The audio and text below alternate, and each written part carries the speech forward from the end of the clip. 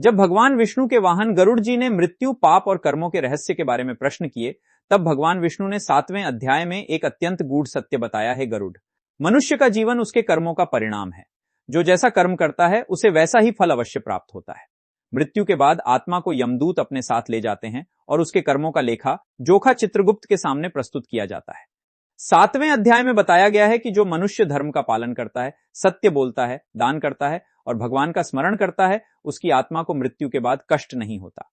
ऐसे पुण्यात्मा को स्वर्ग मार्ग प्राप्त होता है। परंतु जो व्यक्ति अधर्म करता है, छल कपट करता है, दूसरों को कष्ट देता है, माता पिता और गुरु का अपमान करता है, उसे यमलोक की कठिन यातनाओं से गुजरना पड़ता है। इस अध्याय में नरकों का भी वर्णन मिलता है, जहां पापी आत्माओं को उनके कर्मों के अनुसार दंड दिया जाता है।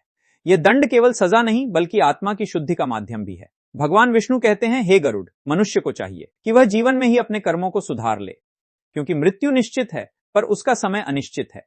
इसलिए जो व्यक्ति प्रतिदिन भगवान का स्मरण करता है, सत्कर्म करता है और दूसरों की सहायता करता है, वह मृत्यु के भय से मुक्त हो जाता है।